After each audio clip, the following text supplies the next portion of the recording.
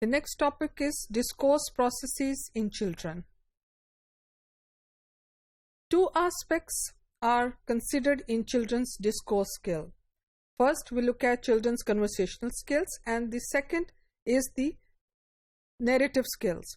The conversational skills is very important because it has been observed that children, when they are engaged in the process of any conversation, they find it very difficult to guide the participants in discourse because they do not plan before talking. Their talk is very spontaneous and matter of fact.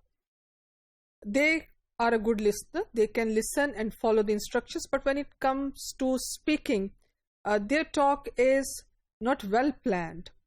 Now, how it can be managed, that is through making children understand different settings, providing them with the wide range of interactive sessions where their conversation is not only limited to one domain, which is just family or friends, but wide range of conversational settings.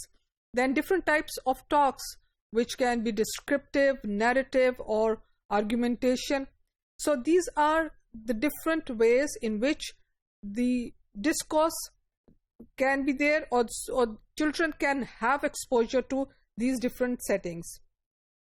So we will now look at first the conversational skills as well as the narrative skills with regard to this particular discourse process. So talking about conversational skills. Now this skills is the most fundamental skills and involves number of implicit rules related to taking turns, sharing conversational topics, taking the listener's need into account, and formulating requests in a socially appropriate manner, and so on. Now, a research conducted by Keenan has presented evidence that children begin to do this by attending to the form of speaker's utterance. Although these are similarly or extremely simple modifications, but Keenan, through his research, showed that before children are able to do much with others' speech, they behave as if they are aware of a conversational requirement to make one's speech relevant.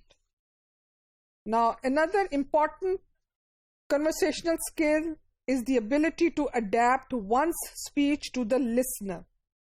Now, in particular, we tend to speak in more simplified form when talking to a person we view as less linguistically advanced.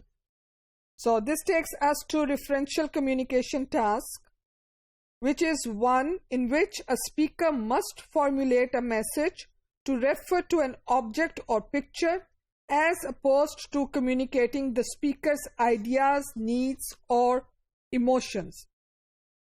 Then we have narrative skills. Now, it has been observed that as children are gaining skill at holding a conversation, they are also develop the ability to tell a good story. Narratives emerge out of conversation, according to Polanyi, and suspend the ordinary rules of conversational turn-taking for the time being. So, when this particular skill is being developed, it's not about turn-taking, it is about telling a story or giving the sequence of events a child needs to convey. The most common way to examine children's narrative skill is to ask them to relate a personal story, and that is what Peterson and Sutton Smith have proposed. However, even very young children can use cohesive devices to connect successive sentences in their narratives. Researchers have examined the acquisition of cohesive devices in a longitudinal study of children from 2 years of age to 3 years, 6 months.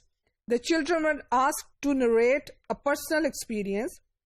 The investigators then examined the narratives for the presence of cohesive devices such as references, ellipses, substitutions, conjunctions, and lexical cohesion, they found that even these very young children used all of the forms of cohesion which has been basically identified by Holiday and Hassan. To conclude, children's skill as conversationalists and narrators grow during the preschool years.